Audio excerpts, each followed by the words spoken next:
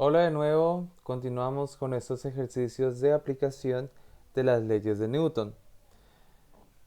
Este ejercicio fue tomado del libro de dinámica del autor Hifeler y menciona: el tren de 160 megagramos parte del punto de reposo y comienza a subir la pendiente como se muestra.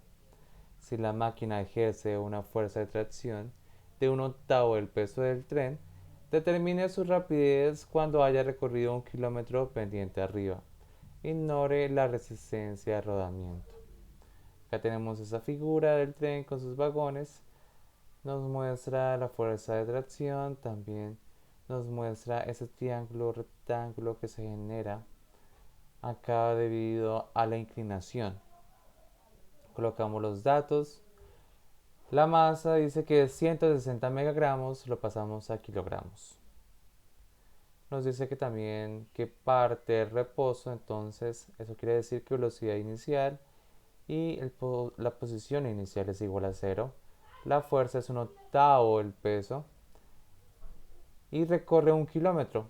Nos piden determinar la velocidad. Lo primero que hay que hacer es identificar las diferentes fuerzas que actúan sobre ese cuerpo. Entonces vamos a fijar inicialmente cuáles van a ser las direcciones de nuestros ejes. Sobre la vía del tren va a ser el eje X y perpendicular a ese eje va a ser nuestro eje Y. El peso siempre va a actuar vertical. ¿Listo? Entonces podemos descomponerlo en el eje Y y en el eje X. Para ello pues debemos conocer ese ángulo de inclinación que va a ser el mismo que se genera acá en las vías del tren. También otra fuerza que actúa acá es la normal y obviamente la fuerza de tracción. Entonces para poder obtener esos pesos, esas componentes del peso, debemos conocer teta. Y para hallar teta podemos utilizar tangente de teta, que relaciona tanto el cateto opuesto como el adyacente. Reemplazamos y obtenemos el valor de teta. Teniendo en cuenta ese ángulo, podemos ya determinar las diferentes componentes del peso.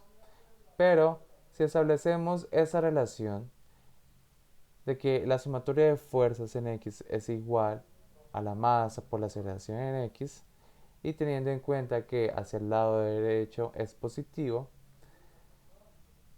colocamos la sumatoria de fuerzas, que las fuerzas que actúan es la fuerza de tracción y la componente del peso en X. Determinamos el peso, que es masa por la aceleración de la gravedad. Reemplazamos. Luego hallamos esa fuerza de tracción, que es un octavo del peso. Obtenemos también esa componente en X del peso. Utilizaríamos seno de teta porque es opuesto al ángulo. Peso en X opuesto al ángulo. Y ya finalmente reemplazamos en la ecuación general. Colocamos la fuerza de tracción, la componente del peso en X, colocamos la masa del tren, despejamos la aceleración, porque con la aceleración podemos hallar otras variables, y específicamente como nos dan distancias, posiciones, nos dan la velocidad inicial y calculamos la aceleración, reemplazamos en esa ecuación, despejamos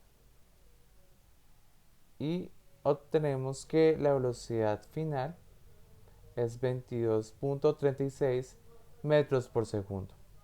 Ese fue el segundo ejercicio de esta temática. Nos vemos en el siguiente.